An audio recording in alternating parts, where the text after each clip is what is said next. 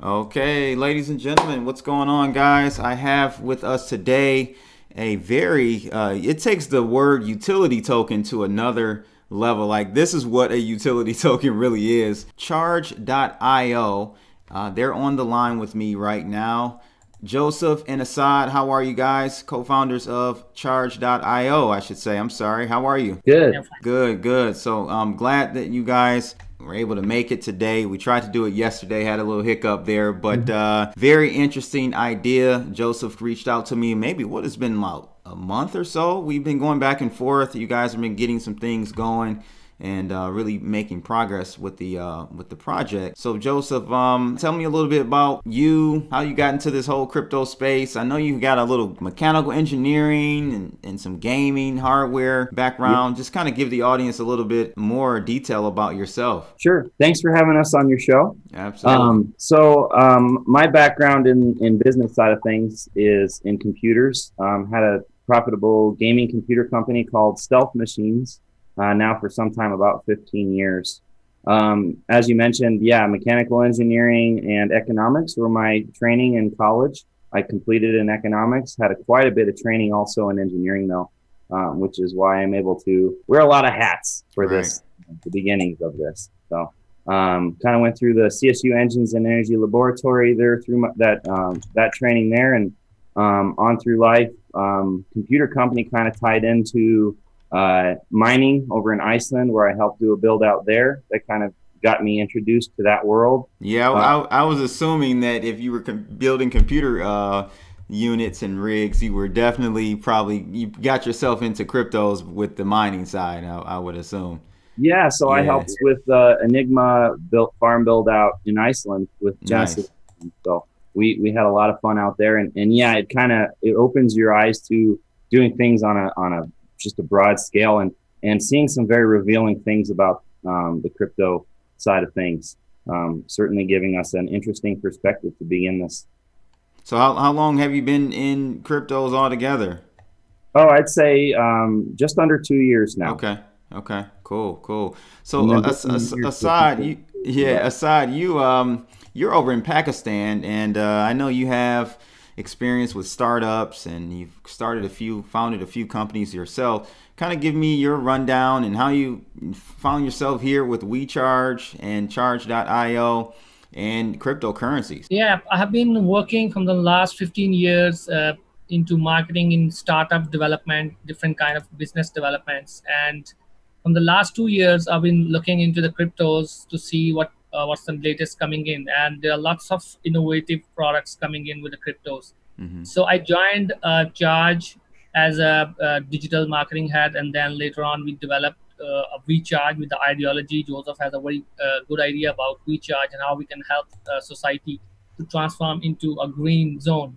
So the idea was very good, and we need the digital part to connect and just grow with it. So we joined hands, and now we are working on WeChat. It will be a great innovation very soon. Yeah, that's awesome, man. And Joseph, I was thinking about this. I'm like, man, what made you come up with this idea of taking a token, or basically changing the whole game of and I talked to you about this. Like, I kind of attribute this or compare your idea to the legacy gasoline oil system or industry, where you have gas stations, and those gas stations make pennies on the dollar, right, for each gallon. You're changing that, and you're changing it for the future in electronic vehicles. So explain what WeCharge is, what Charge.io, the token, and all of that is about, so the audience can kind of get an understanding of it from a bird's eye view. Yeah, so WeCharge and ChargeCoin are kind of inspired by the Uber business model, crowdsourcing, wherein anyone is a participant. So the big problem I noticed that companies like Tesla have is they had to build a massive infrastructure quickly. It cost them a lot of money. They did a great job for the resources they had, but even big company like Tesla had their limitations. Something like ChargeCoin, the infrastructure's inherently there in that everyone is a participant in their home or business, depending upon the local laws. But the idea still kind of remains the same. And then, my own background, I've always wanted to work with renewable energies, but but my passion always seemed to drive me towards computers. So this was just kind of a natural follow through on that. So individuals, there's this model is more of a B2B, B2C type of platform, right? Where you've got, you're leasing or you're building these machines, these charging machines for individuals to either, put at their home, at their business, as you stated, and they make money from allowing others to charge. And how do they make money from charge? Well, it's kind of a set up your own business model. So they charge per second, which, would probably be denoted for most people in minutes or hours. Okay. And they advertise or broadcast their electric potential, kilowatt hours for that device. So when they join the Charge network, we help them to be seen on the map, along with the existing 100,000 traditional kiosk charging stations, and we help them to become located and create charging. So that's kind of the early primitive evolution of the coin. We've since evolved a little bit into more of a networking type of model where not only can people set up their own stations, but people can kind of like the vending machine man or model or the Coke machine man. They go door to door to each business asking for permission to set up a station, and before you know it, we've built a network overnight. Mm-hmm. Yeah, actually, we are looking to create not only the equipment, but to stabilize the economy and help the community to come work with us. That's the beauty of this product. So we are asking communities to be part of the WeCharge family, so they can start to see the difference within their own communities and then bring up other areas and join like a family network. So that's the only way the one way they will increase the green zone, the renewable energy to their community. And secondly, they can participate and help each other to increase their community systems and get everybody into it to earn some money. So the economy of the community or the area will develop with it. Gotcha. So this idea, Joseph, is unlike many of the other blockchain ICO companies we've seen. This is a hardware intensive startup. So talk about the hardware aspect of WeCharge and how that all plays into it. And did you guys need investors, initial investors, any advisors? Kind of talk about that. That seems like this is a very capital intensive type of business. Yeah, so it's definitely a shoestring type of thing in our approach to it, with the hopes that we would attract investors of all kinds, be it investors who are interested in expanding upon the hardware side of things, your crypto type of investor on the open market, people who join in on the network at various levels, the different family members, as Asad mentioned. There are opportunities for them to participate and invest at all sorts of levels. And so the hardware side of things, our electrical engineers have been working hard on developing kind of like the MakerBot revolution. They've been developing the basic hardware that people need in order to set up more advanced hardware software in the future. So we're onboarding a lot of that onto the community, hoping that they'll pick it up, but we're providing them with a baseline foundation, and we're helping to bolster the community such that it's this self-sustaining process. So we're starting off now with the baseline hardware being, the do-it-yourself, with the idea being in the future that we're going to try to get some off-the-shelf hardware going, such that it's as easy to set up a charge station as hooking up the electricity for a wall outlet or a wall socket. Not much more complicated actually than that. Gotcha.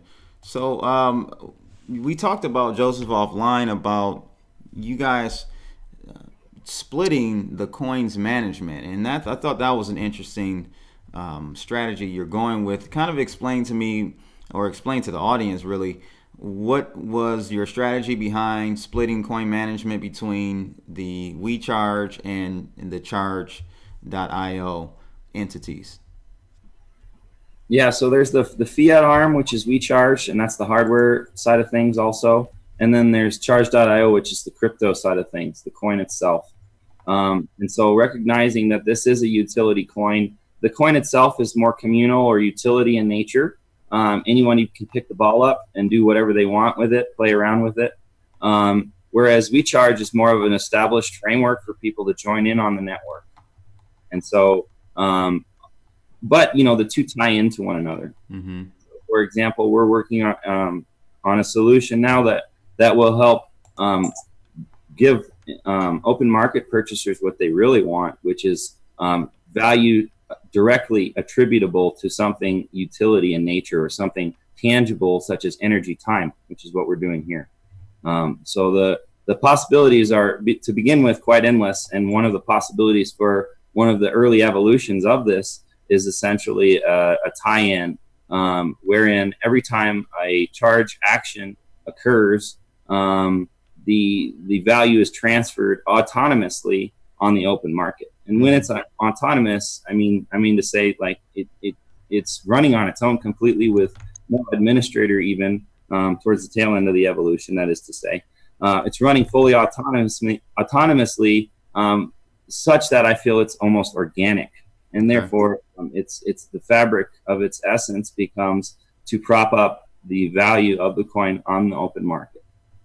Gotcha. So aside, like, tell me, as far as the issues that you guys are solving, you know, when you go into business, you're looking to either solve an issue that hasn't been solved yet or improve on solving an issue that the competitors are attempting to do, but you feel that you can do that in a better way.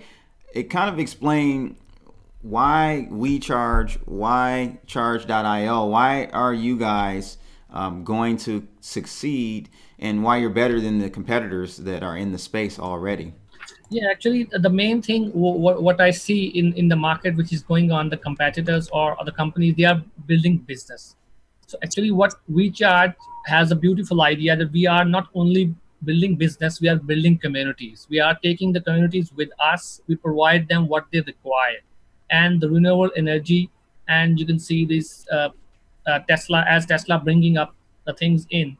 These EV charging stations just provide them a community edge, that you are your own boss, like kind of a business, and you can start from your home for your business. If you have a cafe, you can put it equipment there and it works with it, and you can help your community. We are also providing the equipment to, for example, churches and other areas where people can use to it, come there and get the things, and we can provide that for free for them also. So helping the communities to grow with the business is a different idea, rather than just what our competitors are doing on, they're just bringing up the business. So it's not only about earning money, it's giving something back to the society, and that's where we are different from them. Gotcha. And I would assume with that type of model, Joseph, the community will be the reason you succeed or don't succeed, right? How are you guys going to facilitate that and grow the community and really get people to want to be a part of the WeCharge network?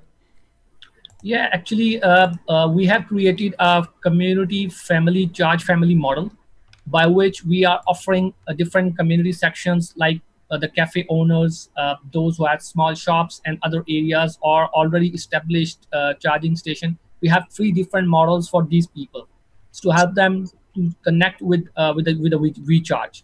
And for all those who are starting up, like in a cafe, they want to start up the EV charging station, we have a different affiliate programs for them. So they can just put up a charge station there, and they can start earning money with it. That's the one part. And then the affiliate network, the more they grow, the more we can give them the cash back. So they can, number one, they get the equipment, they start their own business. Number 2, they grow the community and they get the cash back, and we can provide them an affiliate marketing style of work. So that's where the charge family goes. Gotcha. So let's talk about, Joseph, a little bit about the more technical side of things regarding Charge token. You guys kind of pivoted away from going the Hyperledger route as far as the blockchain. You're using Ethereum, correct? Well, Ethereum is what we started off as. Okay. We were able to quickly build a fully functioning platform for version 1 on the Ethereum network. Okay. The problems we ran into early on don't seem to be as prolific now that they're getting more miners online, that sort of thing, with the speed and the transaction cost. However, we also recognize the potential for growth and control over our own crypto by getting our own and standalone everything going on, decentralized and everything. And so Hyperledger is an interesting one, proof of authority type of thing. I'm not opposed to it per se. It was something we had considered early on. Mm-hmm. It's just something probably more custom that we're going to be needing. And also just kind of in general, with my background, seeing the way that these 51% attacks are protected against the traditional proof of work, right. You're basically assuming that there's one element of trust there that what's supposed to be completely trust-free, and that is trusting that those miners are not collaborating. The same players who are building thousands upon thousands of miners, they're the ones who are also most likely to collaborate. And so you need something to be truly trustless. You need something to combat even against that in the short term and in the long term. So I envision kind of a two-tiered approach to that for our version 2 platform, probably sometime in 2019. Okay. This will be, number one, it'll be a cryptographic platform. And what I mean to say is, if an alien showed up right now, he'd probably have an advanced coin, digital coin that he could hand to us, and he'd say, this is legal tender when you get back on the public ledger. Right. Okay. And so it follows that we should develop something that is 100% secure or more secure or equal to secure as a public ledger type of thing, such that it's good to go when you get back on the public ledger. So that's tier 1. Tier 2, you want to have equal to or greater trust in the public ledger. So you still need a public ledger, but tier 2, version 2 for us, if we were to create something like that, would have to require that we tap into that public ledger, the idea of the public ledger being still more secure than the cryptographic platform. Gotcha. So one idea that we're kind of poking at right now is multiple blockchains, just kind of piggybacking off of multiple blockchains for advanced verification. Or proof of authority still is kind of a in the wheelhouse of the concepts. It's just kind of, it really is a difficult problem to solve and say that you solved it without worrying about that one element of trust still being on the table. Making that completely trustless, I think it's in our wheelhouse, but I do think it's a matter of time. It's not going to be something that just incubates overnight. Excellent. Yeah, that makes sense, man. And I think that is definitely the right route to go. As far as technically speaking as well, what type of hardware? So is the hardware that you guys are using, is this proprietary?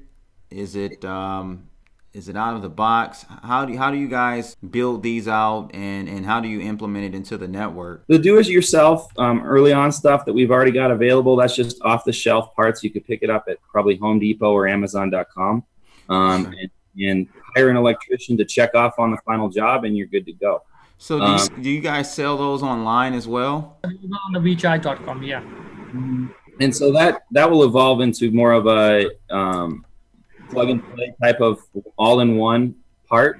Get you a list for that, so that's kind of why we're trying to get into the crowdfunding type of thing for that. But yeah, that's the next step, is to make it so simple that anyone could do it. So what's really from that? What's in it for the EV driver? Is it that they'll have a wide network of charge stations at their disposal? Is that kind of what the? Yeah, actually, the beauty we have, the application, the charge application is the best thing we have. It provides electric vehicle drivers the direction through the Google Map, and it also provides them the information and the areas they are in, so they can just connect to it. And the application and the whole software is so beautiful. You just plug in the car, you can scan the CC, and then confirm time, and that's charge up. So it's too easy for the drivers to do it and save some time. Gotcha, Save gotcha. money too. And with the coin itself, since you're purchasing with ChargeCoin, we're providing incentives for the platform to allow for the drivers to, especially early on, be incentivized to purchase using ChargeCoin. So if they purchase using ChargeCoin, there is a discount. Is that what a? Well, the discount is kind of inherent. It's that we're trying to incentivize the use of the coin. Okay. So when the funds don't actually touch, when you purchase charging time with a credit card, you're not actually purchasing charge points. You're actually purchasing charging points, just like a traditional card.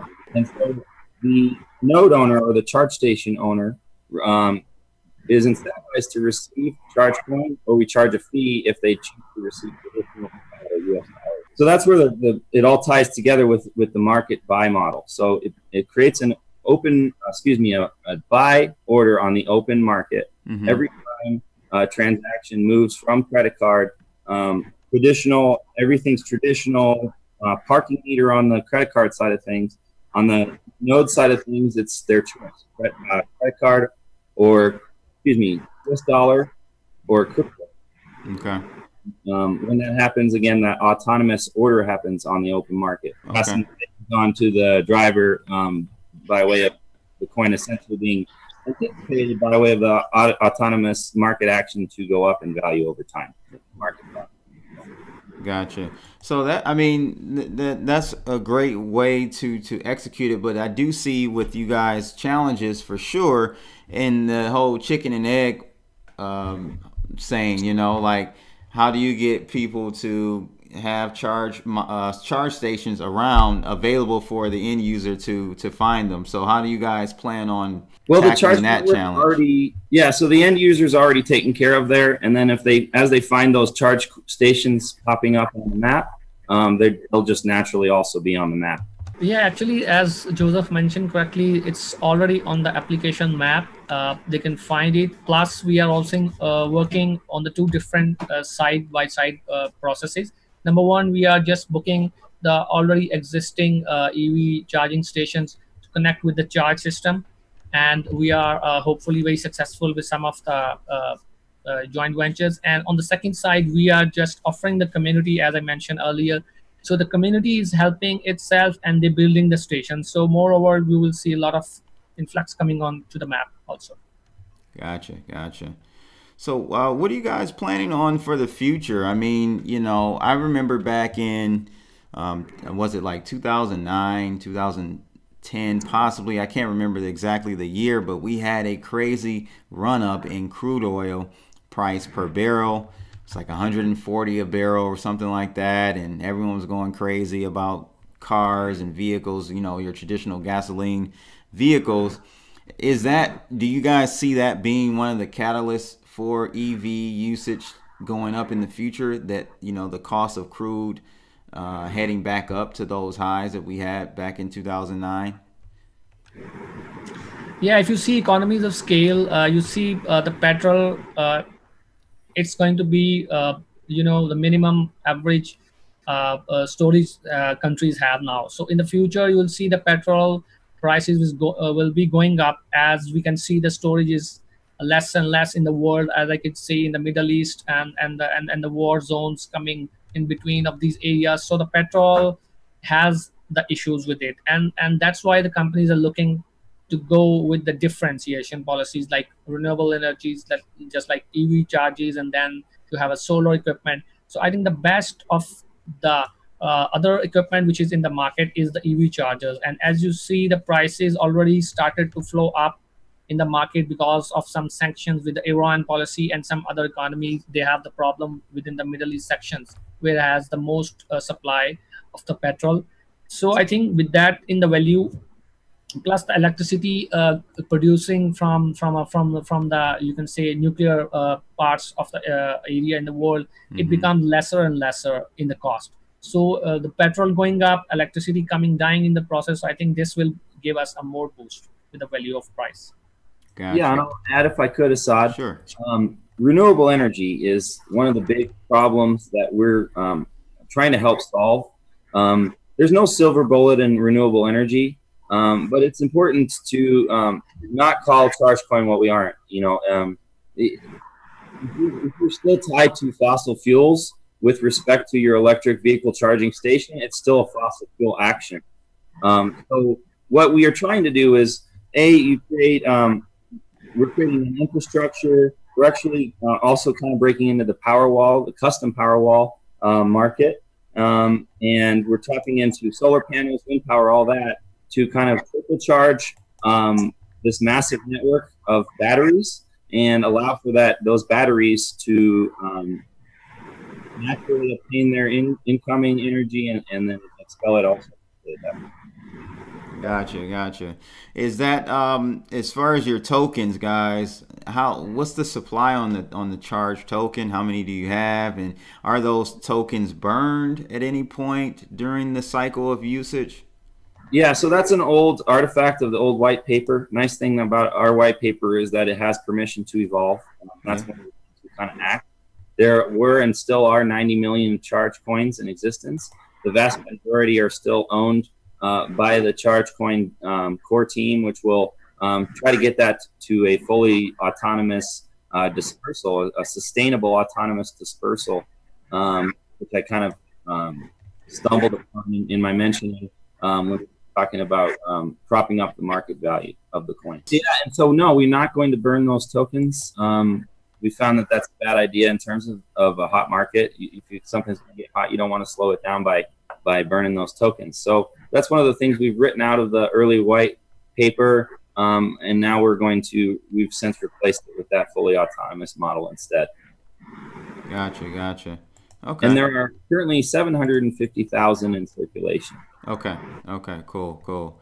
And are there any exchanges you guys are partnered with or using? Can you purchase them on Ether Delta, Fork Delta? Yes, you can purchase on Fork Delta, which is Delta, and you can purchase on Mercatox. Say that again? I was saying Mercatox and Fork Delta or Ether Delta. Okay, great. But Fork Delta if you want to see the ticker. Right. All right. And I guess lastly, before we kind of wrap up, guys, what are your plans for the future? Kind of talked about the vision behind this idea, where you guys are in executing it right now. Where do you see your company in 5 years, 10 years? What are your plans for Charge.io and WeCharge? Yeah, in the next 5 to 10 years, we are planning to open ourselves from the community section into the world side, and we have to follow 3 different areas. One, we have to do a partnership with already existing stations worldwide so that we can start charging equipment with it. And number 2, we are going into our own globally community-based sections, so we can start up our own charging stations there, and people can just become part of the Charge family. And number 3, we are opening up the equipment. We are selling the equipment directly, as Joseph and I mentioned, on the WeCharge.com. It's already available. You can buy the equipment, you can set up, install yourself, and we are ready to help you. So these are the plans for the 5 to 10 next year, so we can grow globally. Okay, excellent, guys. Any last thoughts you wanted to share with the audience? Yeah, so just like a lot of the other cryptos out there, this one stands to be quite disruptive. It stands to be disruptive in a helpful way. It breaks into the whole idea of share economy, the idea of the triple bottom line, people, profit, planet, and it breaks into the idea of empowering people in all countries to make money off of charging electric vehicles in a way that we are hoping to implement such that the renewable energy ties into it. Power walls, trickle charging via solar panel, wind power, spreading out that infrastructure. You name it. We've got a long race to run, but the nice thing is it scales very nicely, and that tying actual value, energy, which is the root of all value, in my opinion. There's energy and there's labor and there's development. Energy is a big one, and we tap into it. So Charge, look out for us. We're coming. That's awesome, man. I really appreciate you coming on to explain and really bring to light this great idea. And I wish you guys the best in the future here. You guys can check them out at charge.io. That will get you at least on the token side of things. And then from there, you can go on over to WeCharge. It's .com, correct? Yeah, and important to note, because people do sometimes get confused, there is no E at the end of charge. So we charge Right. or charge, there's no E at the end. Yep, no E. It's at the bottom, guys. Charge, no E. .io. So check those guys out. Great idea, and hopefully I can have them on in the near future to give us an update on how things are coming along. Again, Joseph and Assad, I appreciate your time, people. Thank you very Thank you so much. much. All right, take care. Bye-bye.